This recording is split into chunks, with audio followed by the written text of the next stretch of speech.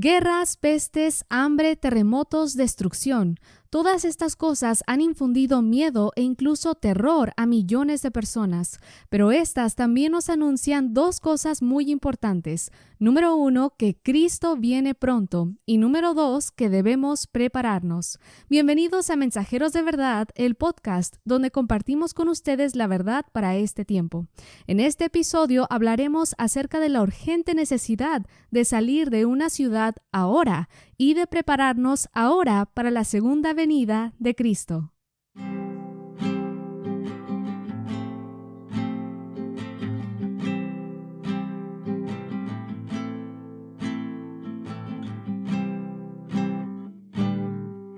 Padre nuestro que está en el cielo, le agradecemos nuevamente por la oportunidad que nos da de compartir su palabra. Pedimos que esté con nosotros en este estudio, que ayude a que nuestras palabras puedan ser palabras de usted, palabras de vida para todos los que escuchen. En el nombre de Cristo Jesús. Amén. Amén.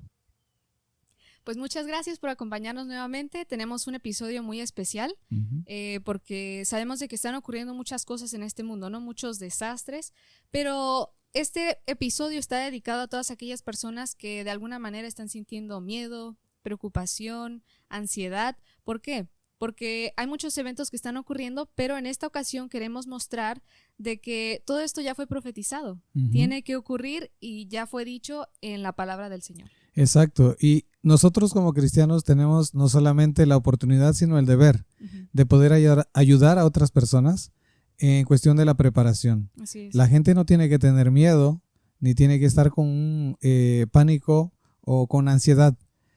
Nosotros todos debemos de ayudar a las personas a saber de que ya, como dijiste, está profetizado y que tenemos a un Dios que está con nosotros. Amén. A un Dios que, a pesar de que hay problemas y dificultades, Él puede darnos paz, seguridad y esperanza. Así es. Y para eso es precisamente este episodio. Así es. ¿Y a qué evento nos estamos refiriendo? Bueno, uno de ellos es el puente que acaba de caer la semana pasada, ¿no? 26 de marzo cayó el puente Francis Scott Key en Baltimore, Maryland.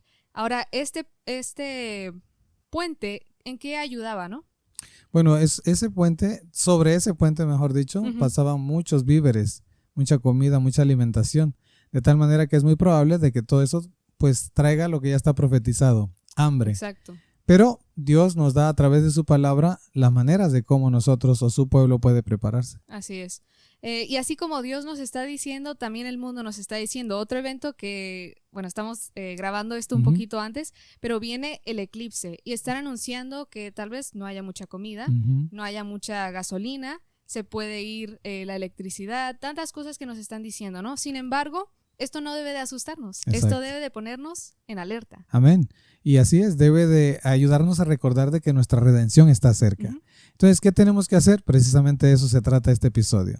Y debemos de entender de que la profecía lo señaló a través de la destrucción de Jerusalén. Así es. Jerusalén no representa a Israel o Jerusalén, la ciudad literal que hoy conocemos en Medio Oriente, sino que se está representando Jerusalén al mundo entero. Así como lo vamos a ver este día, ¿no? Así es. Entonces, quisiera iniciar por allí, diciendo de que la profecía lo anunció y que el mundo debe de prepararse, ¿verdad? Y estar listo para lo que venga. Así es. Y voy a leer el texto que está en Lucas 19, versículo 41 al 44, que dice así: y cuando llegó cerca de la ciudad, al verla, lloró sobre ella. Es Jesús.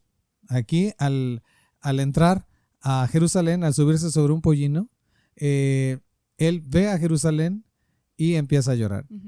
Lo curioso o lo bonito acá es que la palabra que se usa aquí para verla es la palabra episcope, que significa inspección. Juicio. ¿Okay? Juicio. Inspección o juicio. El versículo 42 dice, diciendo, si también tú conocieses a lo menos en este tu día lo que es para tu paz, mas ahora está encubierto de tus ojos. Porque vendrán días sobre ti cuando tus enemigos te rodearán con vallado y te sitiarán y por todas partes te estrecharán y te derribarán a tierra, a ti y a tus hijos dentro de ti, y no dejarán en ti piedra sobre piedra por cuanto no conociste el tiempo de tu visitación. La palabra visitación también es episcope y es inspección.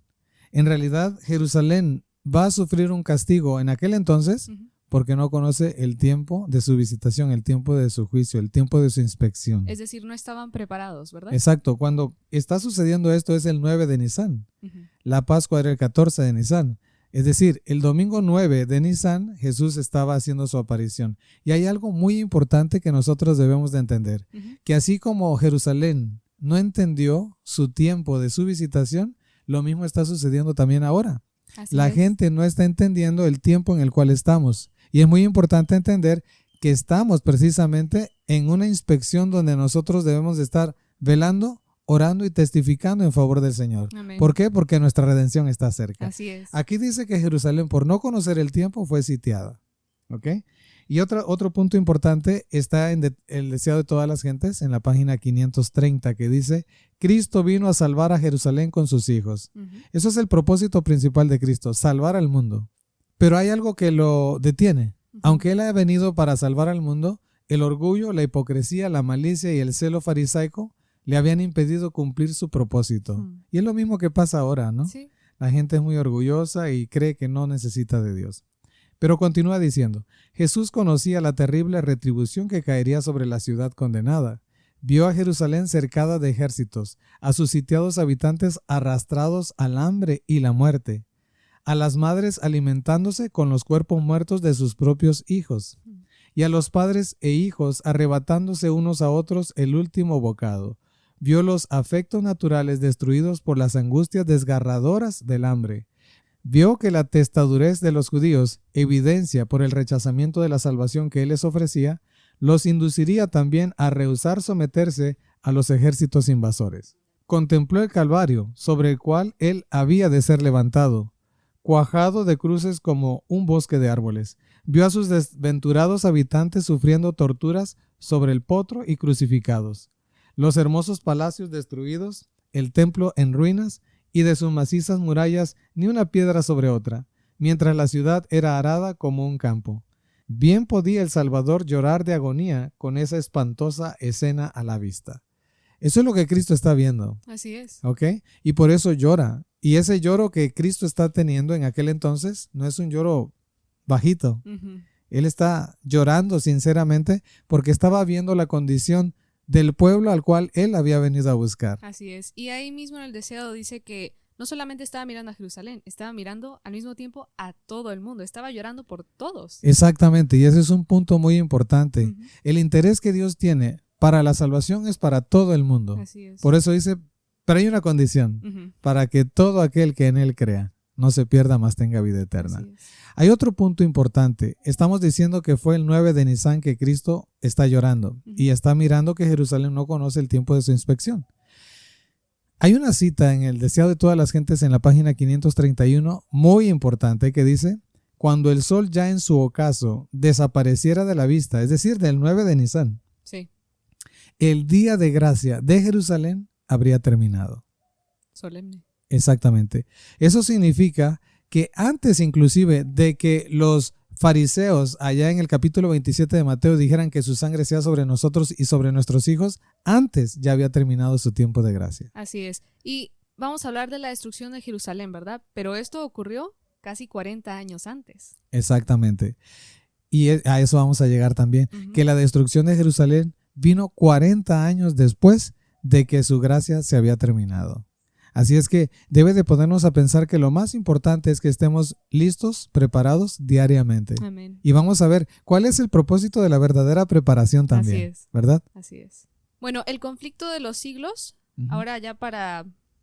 Bueno, aquí nos vuelve a decir, ¿no? Cristo vio en Jerusalén un símbolo del mundo, en la página 22.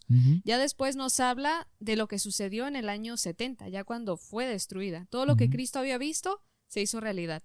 Dice en la página 30, espantosas fueron las calamidades que sufrió Jerusalén cuando el sitio se reanudó bajo el mando de Tito. La ciudad fue sitiada en el momento de la Pascua. Y es curioso, no estamos diciendo nada, ¿no? Pero está a punto de llegar el momento de la Pascua. Hay que estar atentos. Exacto. Cuando millones de judíos se hallaban reunidos dentro de sus muros, los depósitos de provisiones, de alimento, de papel de baño, que era un problema la vez pasada, ¿no? Que de haber sido conservados hubieran podido abastecer a toda la población por varios años, habían sido destruidos. Uh-huh. Y dice ahí la razón. Dice ahí, a consecuencia de la rivalidad y de las represalias de las facciones en lucha, eso quiere decir que habían guerras civiles. Exactamente. ¿Y qué es lo que acaba de pasar con el puente que cayó? Pues están de alguna manera destruyendo, ¿no? La manera de proveer la comida y otras cosas. Exacto. Y no solamente eso, hay muchísimas personas que desconocen estos puntos. Uh-huh. Desconocen que ya estaba profetizado desde Daniel capítulo 9, versículo 26. Así es. Jesús lo repitió en Mateo 22. Todo eso lo sabemos. Pero hay una gema que dice, pero no pensábamos que iban a llegar tan rápido, Uh-huh. ¿verdad? Uh-huh. Y esta mañana quiero decir que en lugar de asustarnos por los eventos que están ocurriendo de una manera rápida, tenemos que estar felices. Amén. ¿Verdad? Amén. Porque eso nos indica que nuestra redención se está acercando más. Así es. ¿Qué es lo que tenemos que hacer? Predicar el evangelio. Así es. Y ayudar a otros a hacer lo mismo. Así es. Otro punto que nos menciona aquí dice, cuando millones de judíos se hallaban reunidos dentro de sus muros. Uh-huh. Ayer estaba leyendo un artículo, dice que por la zona donde va a pasar el eclipse, antes, en el 2017, vivían 12 millones de personas, pero ahora, donde va a pasar el eclipse, viven 31.5 millones de personas, más todas las que se están reuniendo porque quieren estar en el epicentro, ¿no?, del eclipse. Exacto, quieren estar mirando el eclipse. Uh-huh. Muchísimos, y son millones de personas. Así es. ¿Verdad? Que están tratando de mirar el eclipse. Ahora, no estamos diciendo que algo va a pasar. No. Pero imagínate que algo sucediera. ¿Cuánta gente saliera afectada? Uh-huh. También se me viene a la mente todas las gentes que están migrando a Estados Unidos. Exacto. Están llegando allá y se están juntando y no son poquitos. No. Entonces, lo vemos cada día, ¿no? Sí, lo hemos dicho más de una ocasión. El muro que divide México y Estados Unidos tarde que temprano se va a cerrar. Uh-huh. De tal manera que los que están dentro no van a poder salir y los que están fuera no van a poder entrar. Y eso está muy cerca de que suceda. Las guerras civiles, los problemas, tenemos familiares allá que nos indican que el robo está a la orden del día, uh-huh. la matazón también está a la orden del día. Eso está en todas partes. Así es. Pero Estados Unidos es parte de la profecía. Uh-huh. Es el protestantismo apóstata. Entonces, es un lugar donde si se ve afectado, se va a afectar todo el mundo. Exacto. Uh-huh. La profecía se va a cumplir, ¿no? A otro nivel, quizás. Exactamente. Okay. Exactamente. Bueno, sigue diciendo aquí, y pronto los vecinos de Jerusalén empezaron a sucumbir a los horrores del hambre. Una medida de trigo se vendía por un talento. Tan atroz era el hambre que los hombres roían el cuero de sus cintos, sus sandalias y las cubiertas de sus escudos. Muchos, y aquí pongamos atención, muchos salían durante la noche para recoger las plantas silvestres. Y aquí hay que detenernos un poquito. Sí. Es interesante que hoy en día la gente no quiere nada que tenga que ver con la comida natural que Dios creó, ¿verdad? Uh-huh. Y yo creo que así estaban ellos también. Por lo que se nos dice en este mismo capítulo, ellos estaban endemoniados, eran crueles, no, ¿cómo dice? No tenían dominio sobre la razón, uh-huh. algo así, no podían pensar bien, ¿no? Así es. Sin embargo, en este momento, ellos ahora deseaban esas plantas, ¿verdad? Exacto. Estaban dispuestos a salir y hasta morir para conseguir esas Mira, plantas. ahora estaban en aquel entonces dispuestos a comer lo que despreciaban. Exacto. Y lo mismo va a suceder ahora. Uh-huh. La gente está despreciando el alimento verdadero y está yéndose por la carne y por todos los lácteos, por todo lo que hace daño. Y todo eso no se va a poder comprar. Exacto. Entonces, si nosotros no aprendemos a sembrar y a comer lo que estamos cosechando, vamos a sufrir bastante. Así es. Ahora, otro punto importante es que dice que Jerusalén fue sitiada. Uh-huh.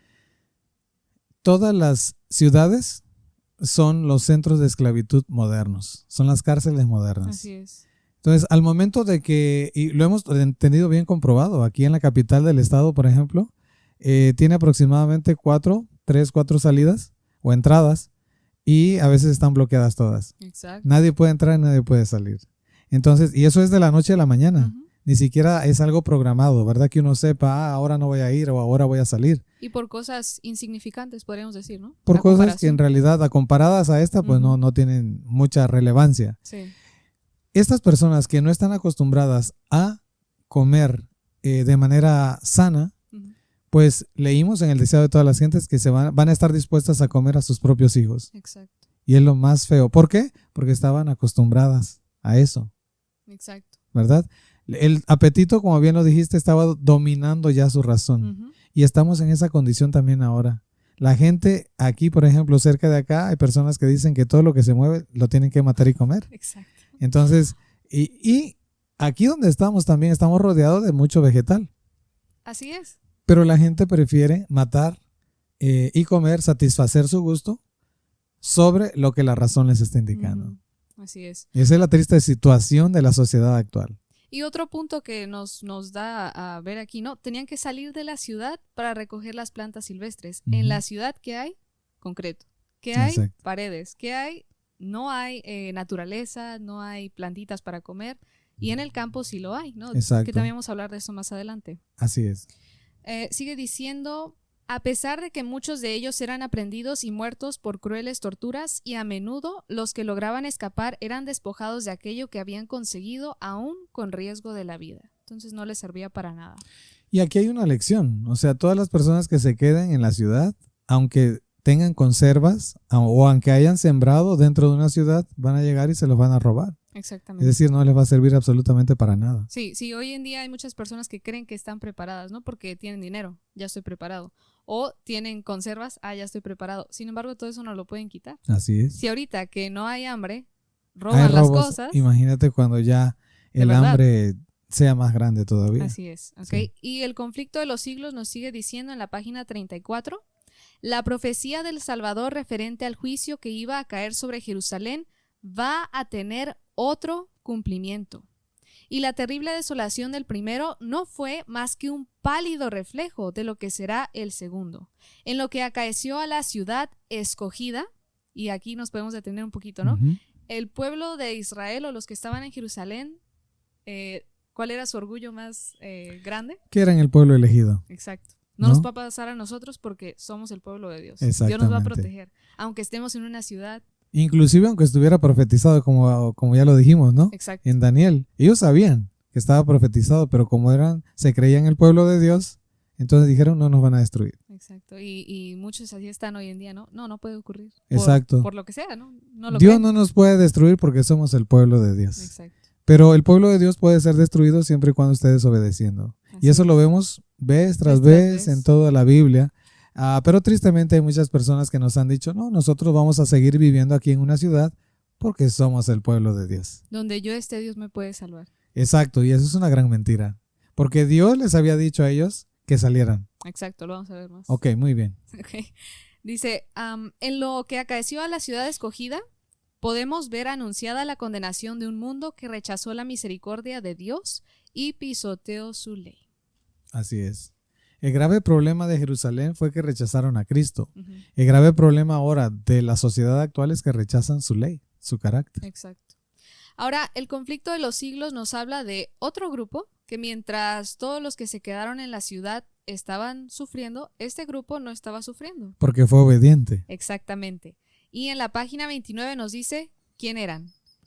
Los verdaderos cristianos. Vamos a ver ahorita. Dice, ni un solo cristiano pereció en la destrucción de Jerusalén. ¿Cuántos judíos habían?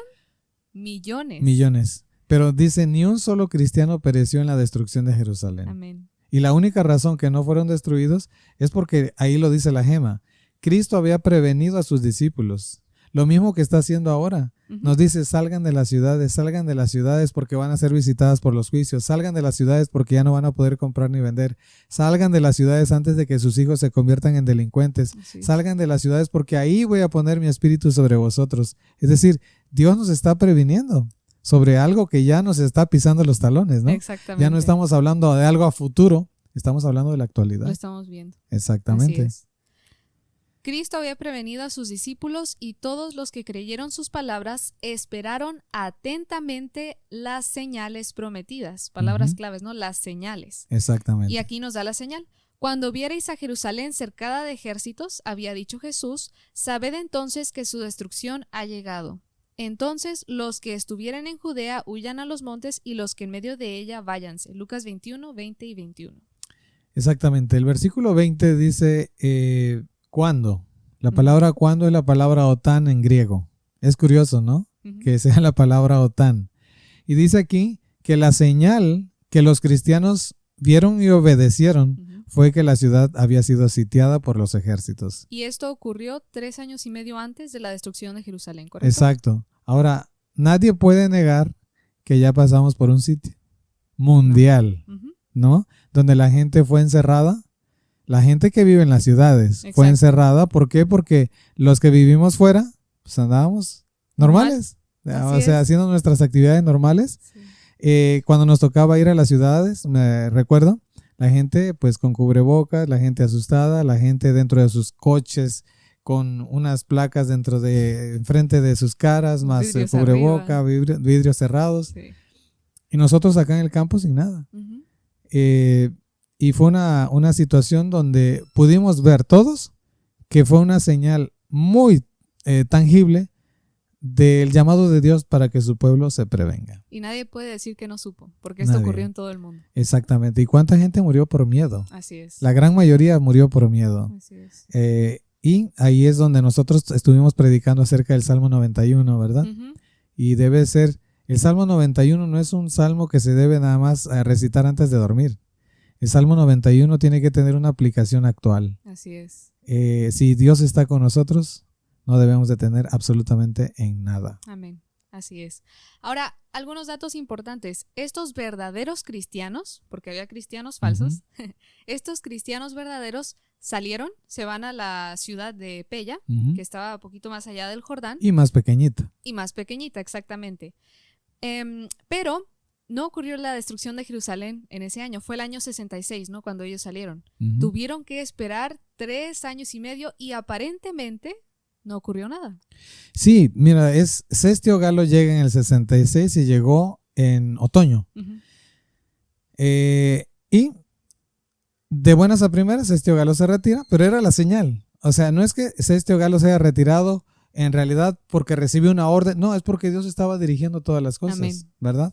Y entonces al ver los cristianos esa señal, aprovecharon para salir. Así es. Los desobedientes inclusive fueron detrás de Cestio Galo para acabarlo. Aparentemente no ya ven que nos tienen miedo, somos el pueblo de Dios, etcétera.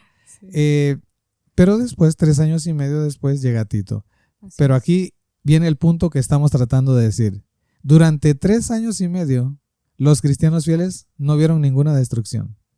No pasó nada. No pasó nada. Así es. ¿Pudieron haberse regresado a Jerusalén? Sí. Sí, ¿verdad? ¿Por qué? Porque no estaba pasando nada. ¿Y qué es lo que pasa con las personas que salen al campo actualmente? Muchas de ellas salen por miedo, por emoción, pero al ver que no pasa nada, se vuelven a regresar. ¿Por qué? Porque lo están haciendo por miedo, pero no por convicción. Lo están haciendo por emoción, pero no por un mandato de Dios. Así es. Y el hecho de salir de la ciudad no es una opción que nosotros tenemos, es un mandato de Dios. No dice, a ver si pueden, salgan. No dice, salid de las ciudades. Así es. ¿Verdad? No para huir. No. Simplemente porque Dios lo dice, yo debo de hacerlo. Ahora, hay algo interesante acá, que muchas personas digan, bueno, cuando yo vea la ley dominical, cuando yo vea que las cosas se ponen peor todavía, entonces me voy a salir. Pero hay 2 puntos. Número 1, que las personas que están acostumbradas a ya estar viendo las señales y no toman decisiones, cuando llegue la ley dominical o cualquier otra cosa de estas, no van a salir porque están acostumbrados al mal. Así es. Van a estar como en Lucas 19, ¿no? Cegados. Están viendo las Exactamente. cosas y no se van a dar cuenta. ¿Sí? Como el leopardo y el etíope que no pueden cambiar su piel ni sus manchas, así también estas personas no van a poder hacerlo porque están habituadas a hacer el mal. Exacto. ¿Verdad? Y el segundo punto es que no es nada más salir por salir. El salir requiere un tiempo donde uno va creciendo espiritualmente. Así es. ¿Verdad? Así no es nada más, viene la catástrofe, ya me voy a vivir allá al campo. La gente no sabe que pican los mosquitos, que se va a encontrar con culebras, que se va a encontrar con situaciones que a veces uno planta y no nace nada. Inclusive los incendios, ¿verdad? ¿Sí? Que son muy comunes acá. Y cualquier persona que no tiene la convicción y no ha tenido o pasado por esa experiencia, va a querer regresarse. Exactamente, porque la avenida más fácil es regresarse. Exacto. Pero nosotros no somos de los que retrocedemos. Amén. ¿Verdad? Y no retrocedemos simplemente porque el aceite, Cristo Jesús, está morando en nosotros. Así es. Él es la clave. Así es. Y otro punto importante que toda persona que está pensando salirse o que ya los que ya se salieron ya lo vieron, ¿no?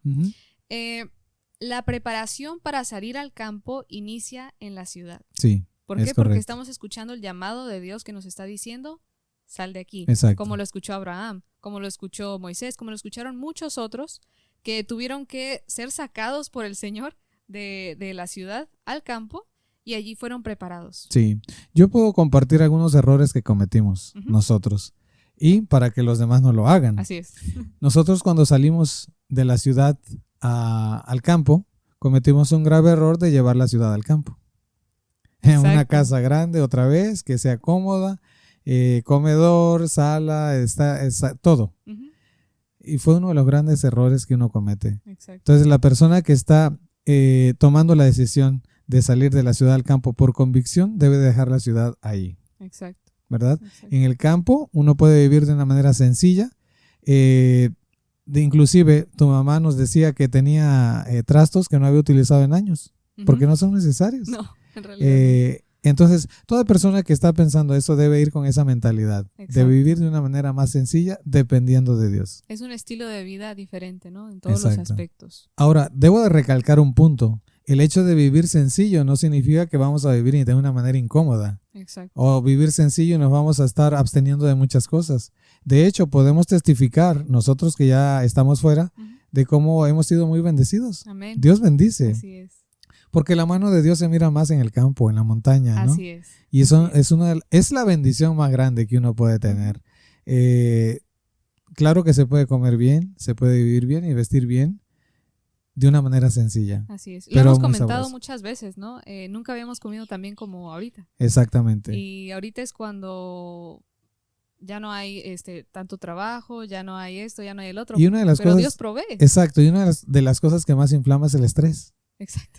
Yo me recuerdo cuando vivía en el norte, cuando iba al trabajo, todos los días tomábamos mucho tráfico. Ujú. Era un estrés total, mamá también con el estrés total, todo el mundo estresado. Y después nos preguntamos por qué tenemos problemas con el hígado, por qué problemas con los riñones, por qué problemas con el corazón, problemas con los nervios, problemas de alta presión, cuando pudimos haber evitado todo eso obedeciendo a Dios. ¿Y qué saliendo de la pasaba con ciudad. la relación con Dios, no? Pues A veces difícil. solamente los sábados. Exactamente. Si es que bien nos iba. Si es que bien nos iba porque no había tiempo, salíamos Exacto. corriendo al trabajo, Ujú. exactamente. Entonces, y por eso el Señor también nos llama, ¿no? En Ezequiel, si vamos Ujú. en nuestras Biblias a Ezequiel, el capítulo 3, versículo 22, nos da la razón por la cual debemos de salir. No para huir, no porque por conveniencia hacia nosotros, no por nada de estas cosas, sino porque es un mandato de Dios. Amén. Ezequiel 3, 22 y 23 dice, vino allí la mano de Jehová sobre mí y me dijo, levántate y sal al campo y allí hablaré contigo. En la ciudad no podemos escuchar la voz de Dios. Imposible. Pueden tratar de tirar argumentos, ¿no? A Sí. su favor, pero no. Pero no mira, podemos hay escuchar. una cita que dice que también en la ciudad está el espíritu de Satanás. Exacto. Entonces es muy difícil escuchar la voz de Dios ahí. Así es. Versículo 23, y me levanté y salí al campo, y he aquí que allí estaba la gloria de Jehová. Y el versículo 24 dice, entonces entró el Espíritu, lo que estaba diciendo Ujú. ahorita, el Espíritu en mí y me afirmó sobre mis pies. Amén. Cuando nosotros salimos al campo por convicción, porque estamos obedeciendo al mandato de Dios, su Espíritu reposa sobre nosotros. Que es lo más maravilloso. Así Y es. es la manera de estar preparados. Exactamente. Porque representa el vestido de la justicia de Cristo. Exactamente. Esa es la verdadera preparación. Entonces, quisiera recalcar el punto de que el salir de una ciudad es una preparación física, mental y espiritual, Ujú. ¿verdad? Porque no es solamente física o mental, es también espiritual, porque ahí es donde reposa el Espíritu Santo sobre nosotros. Así es. Una de las maneras en las que nuestro carácter se va transformando o es transformado al carácter de Cristo es mediante algo que no se puede hacer o casi no se puede hacer en la ciudad, y es la agricultura, ¿verdad? Así es. Trabajar la tierra. Esto es parte de nuestra preparación física y vamos a hablar un poquito más de ello, pero me gustaría leer esta gema. Es de la ciudad al campo, página 17. Dice Ujú. así: si se cultiva la tierra, ella proveerá con la bendición de Dios para nuestras necesidades, no para necesidades imaginarias, para Así es. necesidades reales. Ujú. Ahora la parte amarilla dice, las montañas y las colinas están cambiando, la tierra se está envejeciendo como ropa de vestir. Empero la bendición del Dios que tendió mesa para su pueblo en el desierto no cesará jamás. Exactamente. Y es una tremenda bendición, aquí lo vemos nosotros, ¿no? Cómo se siembra y Dios hace que germine la semillita. Y claro, uno tiene que hacer su parte de estarla cultivando, de estarla regando, pero Dios es el que da la bendición. Así es. Pero muy importante es que nosotros no pongamos nuestra esperanza o nuestra confianza en la siembra. Rápidamente vamos a poner unas fotos allí. Hemos sembrado y ya cosechado algunas jícamas. Amén. ¿Qué más? Pepinos. Pepinos, lechuga, acelga, repollo, acelga, calabaza, frijol, maíz. maíz. Y todo eso es de bendición. Así es. La verdad es que eso sí tiene sabor. Exacto, sí, sabe muy diferente. Muy diferente en el mercado. A mí me ha pasado porque soy el de compras. Llego con el cilantro. A veces me tiendo a confundir con el perejil. Y tengo que agarrarlo y olerlo para ver si es cilantro. Exacto. Pero resulta que no huele. Así es. Y el cilantro que se siembra acá, tú pasas cerca del cilantro y te da un olor tremendo. Así es, así Inclusive la cebolla, ¿no? Exacto. Que cebolla sembramos también. acá. Sí. Es muy, muy sabroso. Sin embargo, como estábamos diciendo, no podemos depender de estas cosas. Exacto. ¿No? Ahorita, y mi mamá es la que más nos habla de esto, ¿no? Podemos hacer conservas para comerlas de aquí o el próximo mes o así, pero estar tratando de que la siembra o las conservas sean nuestro sustento total, o sea, estar dependiendo de eso. Ya estoy preparado porque ya tengo todo sembrado. No sé si recuerda una historia que nos contó un pastor de Colombia, creo. Llegó un huracán y se acabó todo lo que ellos tenían. Sí. Entonces, no podemos poner nuestra esperanza en esas cosas, ¿no? No, definitivamente es parte del deber que nosotros debemos de hacer en relación a la obediencia que prestamos a Dios y al amor que le tenemos. Así es. Pero nuestra confianza solo es el Dios de Jacob. Así es. Y aquí en Eventos de los Últimos Días nos habla acerca de un tiempo donde la siembra y toda la preparación que nosotros hayamos tenido ahorita ya no nos va a servir de nada. Exacto. Dice, el Señor me ha mostrado repetidas veces que sería contrario a la Biblia el hacer cualquier provisión para nuestras necesidades temporales durante el tiempo de angustia. Y mi mamá pone el ejemplo, ¿voy a andar cargando todas mis conservas cuando esté huyendo por las montañas? Claro, definitivamente no. No. Así es. Entonces, esa preparación es física, pero también mental y espiritual, porque a través de la siembra nuestro carácter es reformado. Exactamente, exactamente. Sigue diciendo, vi que si los santos guardaran alimentos almacenados o en el campo, incluso en el tiempo de angustia, cuando hubiese en la tierra guerra, hambre y pestilencia, que ya lo estamos viendo, manos violentas se los arrebatarían y extraños cegarían sus campos. Y sigue diciendo, será entonces tiempo en que habremos de confiar por completo en Dios y Él nos sostendrá. Ahora, debo de recalcar esta cita. El que no esté acostumbrado a estar confiando en Dios desde ahora, no lo podrá hacer en el futuro. Es imposible que una persona pueda confiar en Dios en tiempo de angustia si no puede confiar en Dios en tiempo de paz, ¿verdad? Y al estar en el campo, somos forzados a tener que confiar en el Señor, ¿no? Totalmente. Porque en la ciudad, me falta tomate, voy a comprarlo rápido. Me falta tal cosa, voy a comprarlo rápido. Porque tengo trabajo, porque tengo dinero. Pero en el campo, exacto, se te olvidó, ni modo. No vas a comer tomate ese día. No puedes estar bajando a cada rato. No. Y sí, es muy importante aprender desde ahora, depender de Dios. Así es, así es. Ahora, esto no significa que no debemos de sembrar, porque hay gente también que dice, pues que Dios se encargue entonces, ¿verdad? Sí, pero eso es en el tiempo de angustia, en el gran tiempo de angustia. Cuando ya las plagas están cayendo, pues ya, ¿cómo vamos a poder sembrar? Ya está la persecución, ya está el decreto de muerte, etcétera. Claro que vamos a estar corriendo de ahí. Sigue diciendo la cita, vi que nuestro pan y nuestras aguas nos estarán aseguradas en aquel tiempo. Así es. Ahí, hasta ese momento, Dios se va a encargar de dar nuestro pan y nuestra agua. Pero ahorita, nosotros somos responsables de estar sembrando para poder estar consumiendo nuestros alimentos. Y hay otra gema que nos habla precisamente de esto. En los lugares celestiales, página 159, dice, Dios ha dado al hombre tierra para ser cultivada. ¿Por qué? Porque sabe que es la mejor educación que podemos tener. Pero para cosechar debe haber una acción armónica entre los agentes divino y humano. Nosotros tenemos que hacer nuestra parte, pero confiar en Dios porque Él es el único que puede hacer que esa semillita germine y nos dé su fruto, ¿no? Amén. Hay que usar a su tiempo el arado y otros implementos. Debe sembrarse la semilla a su tiempo.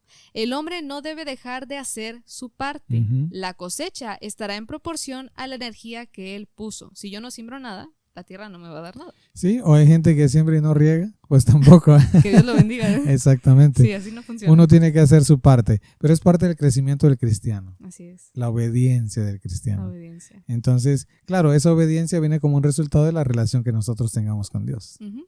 Y aquí nos sigue diciendo la gema, y ahora vamos a pasar un poquito más a nuestra preparación espiritual, Ujú. que es la base de todo. Así es. Dice, así ocurre con las cosas espirituales. Debe haber una camaradería, una relación divina entre el Hijo de Dios y el pecador que se arrepiente. Somos hijos e hijas de Dios, mas a todos los que le recibieron les dio potestad de ser hechos hijos de Dios. Cristo da la misericordia y gracia abundantemente a todos los que creen en Él, pero debemos hacer nuestra parte aceptando la bendición con fe. Así es.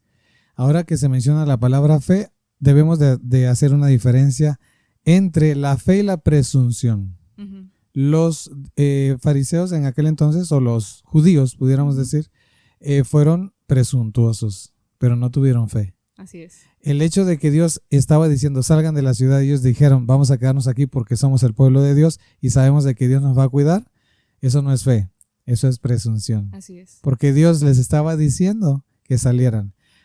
¿Cuál es la diferencia entre la presunción y la fe? La presunción quiere que Dios haga lo que yo quiero. Exacto. ¿Ok? Y la fe, someto mi vida a la voluntad de Dios. Exacto. Como Dios les había dicho lo que tenían que hacer, los verdaderos cristianos eran los que tenían fe, ¿no? Exacto. Y eso es en todos los aspectos de la vida. Ujú. Dejemos la presunción a un lado que viene de Satanás y permitamos que la fe de Jesús haga su morada en nosotros. Amén. Así es. Entonces, ¿cuál es esta preparación espiritual? Vamos a ir a Proverbios, capítulo 22, versículo 3, donde nos dice, el avisado ve el mal y se esconde, es decir, se prepara, ¿no? Hace algo al respecto. Sí. Mas los simples pasan y reciben el daño. Los primeros tienen fe, los segundos tienen presunción. Así es. Y vamos a seguir al capítulo 21 y versículo 20 de Proverbios, para entrar más en esta preparación espiritual. Dice, tesoro precioso y aceite hay en la casa del sabio, mas el hombre insensato todo lo disipa. Y esto nos lleva a Mateo 25, ¿no es así? Vírgenes prudentes y fatuas. Exactamente. Las vírgenes prudentes estaban preparadas y las fatuas no. Así es. Dice Mateo 25, verso 1, entonces el reino de los cielos será semejante a 10 vírgenes que tomando sus lámparas salieron a recibir al esposo. 5 de ellas eran prudentes y 5 insensatas. Las insensatas, tomando sus lámparas, no tomaron consigo aceite, mas las prudentes tomaron aceite en sus vasijas juntamente con sus lámparas. Aquí en el versículo número 3 y el versículo número 4 está la decisión de las vírgenes fatuas y la decisión de las vírgenes prudentes. La decisión que fija su destino futuro. Okay. Así como los judíos en aquel entonces vieron la señal y no obedecieron, estaban ellos definiendo su propio destino, que 40 años después iba a venir la destrucción y fueron destruidos. Las vírgenes fatuas también. Dice el versículo 3, tomando sus lámparas no tomaron consigo aceite. Eso es una decisión personal. Esa decisión de preparación no la tomaron, no la hicieron. Exacto. Pero fue una decisión de ellas. Porque no dice que les fue negado o que no les dieron. Exacto. Dice que no tomaron. No tomaron y no era tiempo de necesidad. Exacto. ¿Ok? No era tiempo de angustia. En ese tiempo que no era de angustia, el gran tiempo de angustia, ni se había escuchado la voz, ahí viene el esposo, no tomaron aceite, decidieron no tomar aceite. Así es. En cambio, las prudentes decidieron, no había necesidad, pero decidieron tener aceite. Por fe, ¿no? Exactamente. Entonces, cuando viene la prueba, estas que estaban preparadas entran con el esposo a las bodas. Las insensatas quedan fuera y la puerta se cierra. Es decir, el tiempo de oportunidad se cierra sobre aquellas personas que no estén tomando su decisión ahora. Así es. ¿Ok? Así es. Pero ahorita, hoy, día a día, la persona está definiendo y está decidiendo si quiere salvarse o perderse. Ok. Entonces, lo que está diciendo es que no fue cuando llegan a hablar con el esposo y él cierra la puerta que se decidió su destino. No. Fue antes. Fue antes. Okay. Porque la preparación debe hacerse previa. Ellas decidieron no tomar aceite antes de que el esposo llegara. Okay. Y eso es un principio que debemos de tomar en cuenta en cada aspecto de la vida.